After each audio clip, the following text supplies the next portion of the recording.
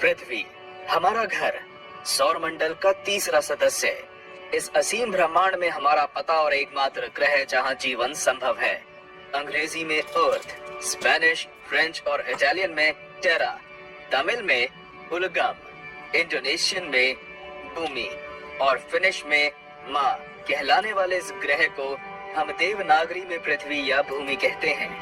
अंतरिक्ष में तैरता हुआ ये नीला गोला अपने गर्भ में ना जाने कितने रहस्यों को छिपाए हुए है।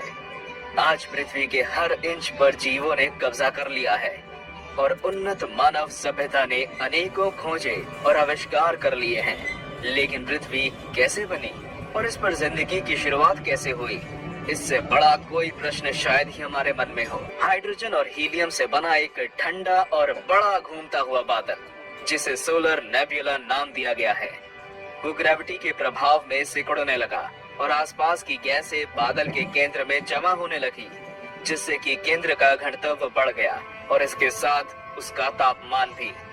एक दिन अचानक इस बादल में विस्फोट हो गया, जिसका कारण पास के कोई तारे से हुई टक्कर हो सकता है और इस विस्फोट से जन्म हुआ हमारे सूरज का। अब हमारे सौरमंडल को अपना केंद्र मिल चुका था।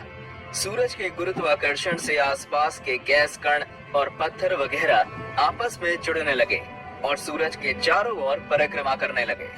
समय बीतता गया और धीरे धीरे इन गैस के कणों और पत्थरों ने गोल आकार ले लिया।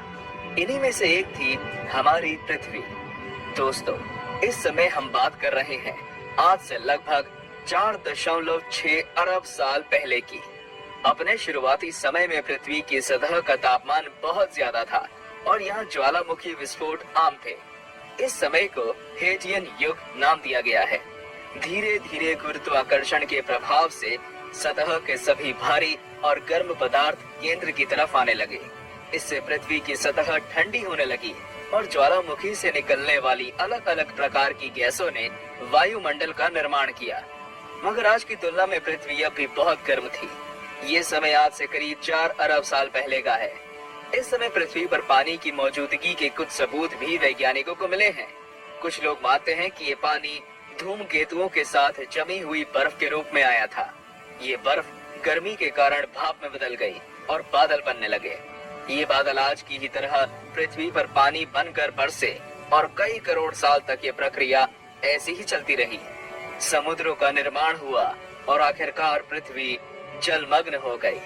लगभग इसी समय पृथ्वी का एकमात्र प्राकृतिक उपग्रह यानी कि हमारा चंद्रमा भी बना था। कहा जाता है कि आज के मंगल ग्रह के आकार का ग्रह, जिसको थिया नाम दिया गया है, वो पृथ्वी की सतह से टकराया और पृथ्वी की बाहरी सतह का कुछ हिस्सा अलग हो गया। समय के साथ साथ इसने भी गोल आकार ले लिया और पृथ्वी के चक्कर लगाने लगा। माना जाता है कि थिया नाम का ये ग्रह भी उस समय हमारे सौर मंडल का एक सदस्य था। चंद्रमा के बनने को लेकर दिए गए इस सिद्धांत को जायंट इम्पैक्ट हाइपोथेसिस या भीमकाय टक्कर परिकल्पना कहते हैं। मानो या ना मानो, इतने कम समय में हम पृथ्वी के एक युग की यात्रा पूरी कर चुके हैं। अब आप कहोगे कि पृथ्वी के बनने की कहानी बहुत हो गई। अब तो हमें यह बताओ कि हम और बाकी सब जीव जंतु इस पृथ्वी पर कैसे आए। तो बिना कोई देर करे चलिए चलते हैं आगे की यात्रा पर। हेडियन युग के बाद आता है आर्चियन युग। आज से 3.5 अरब साल पहले शुरू हुए इस युग को जीवन की शुरुआत का युग भी कहते हैं। पृथ्वी पर जीवन की शुरुआत अभी भी एक ऐसी पहेली बनी हुई है जिसे वैज्ञानिक सुलझा नहीं सके। इसको लेकर बहुत से विचार रखे गए हैं, लेकिन सटीक तथ्यों के साथ कुछ ही विचार उपलब्ध हैं। सबसे ज्यादा प्रचलित और मान्य विचार ये है कि समुद्रों में ही जीवन का विकास हुआ है। समुद्रों में पाए जाने वाले तत्वों ने आपस में जटिल रासायनिक अभिक्रियाएं शुरू कर दी और इनके कारण ही समुद्र में जीवन की शुरुआत हुई। कुछ वैज्ञानिक इस समय के पहले ही जीवन के शुरू हो जाने का दावा करते हैं, तो दूसरे कहते हैं कि अगर पृथ्वी पर जिंदगी इतनी जल्दी शुरू हो गई होती तो ब्रह्मांड के दूसरे ग्रहों में भी जिंदगी जरूर होती। लगभग 3.5 अरब साल पहले पृथ्वी पर पहले एक कोशी या यूनिसेल्युलर जीवों ने जन्म लिया। ये जीव आज की तरह ऑक्सीजन पर नहीं बल्कि मीथेन पर जिंदा रहते थे, क्योंकि उस समय पृथ्वी पर ऑक्सीजन की मात्रा बहुत कम थी। आज से करीब 2.4 अरब साल पहले पृथ्वी पर ज्वालामुखी की गतिविधियों में लगातार कमी होने लगी। तापमान बहुत तेजी से कम होने लगा और लगभग 2.5 करोड़ सालों के लिए हमारी पृथ्वी बर्फ का एक गोला बन गई। लेकिन ये समय पृथ्वी के लिए वरदान साबित हुआ, क्योंकि बर्फ से ढके हुए समुद्रों के नीचे जीव की संभावनाओं ने पनपना बंद नहीं किया। साइनोबैक्टीरिया नाम के जीव फोटोसिंथेसिस की विधि से ऊर्जा को प्राप्त करते थे और ऑक्सीजन को निकालते थे। इससे वायुमंडल में ऑक्सीजन की मात्रा बढ़ने लगी।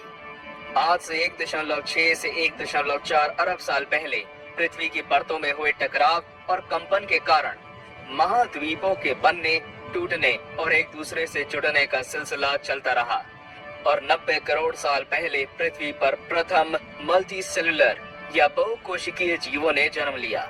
ऐसे जीवों के अवशेष ऑस्ट्रेलिया के बलुआ पत्थर की चट्टानों में मिले हैं। 58 करोड़ साल पहले तक पृथ्वी पर सिर्फ बहुत छोटे आकार के जीव ही पाए जाते थे, लेकिन इसके कुछ 4 करोड़ साल बाद मिले जीव जंतुओं का आकार आश्चर्यजनक रूप से काफी बड़ा था।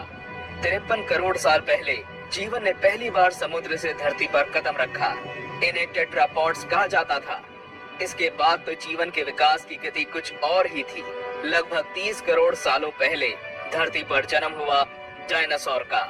इन विशालकाय जीवों के अवशेष हमें भारी मात्रा में मिल चुके हैं और इनके बारे में हमें काफी विस्तृत जानकारी भी है। डायनासोर्स ने कई करोड़ सालों तक पृथ्वी पर राज किया, लेकिन एक दिन ऐसा आया कि डायनासोर की लगभग सारी प्रजाति ही समाप्त हो गई। 6.5 करोड़ साल पहले 10 किलोमीटर लंबी एक ग्रहिका 70,000 किलोमीटर प्रति घंटे की गति से पृथ्वी की सतह से इस तरह टकराई कि पृथ्वी और समुद्र में रहने वाले ज्यादातर जीवों का अंत हो गया। पृथ्वी की करीब 70% प्रजातियां खत्म हो चुकी थी। अब पृथ्वी पर वो जीव राज करने वाले थे जिनकी प्रजातियां इस महाविनाश में बच गई थी, और वे थे स्तनपायी जीव या मैमल्स। आज से करीब 4 करोड़ साल पहले पृथ्वी की सतह में हुए कंपन के कारण जमीन का एक हिस्सा यूरेशिया से अलग होकर एशिया महाद्वीप से जुड़ गया और निर्माण हुआ पृथ्वी के सबसे ऊंचे और महान पर्वतों का, जिन्हें हम कहते हैं हिमालय। जी हाँ, वो था भारतीय उपमहाद्वीप। आज से 80 साल पहले पृथ्वी पर जिस जीव ने जन्म लिया वो आगे चलकर पूरी पृथ्वी पर राज करने वाला था। पूर्वी अफ्रीका में पहले एप्स पाए गए, जो डार्विन के अनुसार हमारे पूर्वज थे। खाने की तलाश इन्हें वृक्षों से जमीन पर ले आई। धीरे धीरे इन एप्स ने 2 पैरों पर चलना शुरू कर दिया। पहले ऑस्ट्रेलोपिथेकस, फिर होमो हैबिलिस, फिर होमो इरेक्टस और फिर होमो सेपियंस। एप से आज के मनुष्य बनने के हर कदम पर इन्होंने नई नई चीजों की खोज की और नई कलाओं को सीखा। कौन जानता था कि गुफाओं में रहने वाले और शिकार करके खाने वाले इंसान एक दिन पृथ्वी और ब्रह्मांड के रहस्य को उजागर करेंगे। वैज्ञानिकों के अनुसार पृथ्वी पर 1 लाख करोड़ प्रकार के जीव हो सकते हैं, लेकिन अभी तक हम इसके 0.1% भी नहीं खोज सके। इसका मतलब ये है कि पृथ्वी अभी भी ना जाने कितने रहस्यों को छिपाए हुए है, जिनके द्वारा ये अपने आप को उन्नत समझने वाली मानव जाति के सामने प्रतिदिन नई चुनौतियां पेश करती है। दोस्तों, पिछले कुछ मिनटों में हमने पृथ्वी के 4.6 अरब साल के इतिहास की यात्रा की है। इसे देखकर लगता है कि इंसानी प्रजाति पृथ्वी पर अभी बहुत नई है, लेकिन इस छोटे से समय में भी हमने इस ग्रह को कितना नुकसान पहुंचा दिया है ना। दुनिया के सभी धर्मों के नाम अलग हो सकते हैं, लेकिन पृथ्वी को लेकर उनके विचार और आदर भाव एक जैसे हैं। खासकर हमारे भारत की प्राचीन संस्कृति में तो पृथ्वी को माता कहा गया है। पृथ्वी ही है जो सभी जीवों का पालन पोषण करती है। इसलिए मेरा मानना है कि हमें पृथ्वी को बचाने के लिए हर संभव सहयोग देना चाहिए।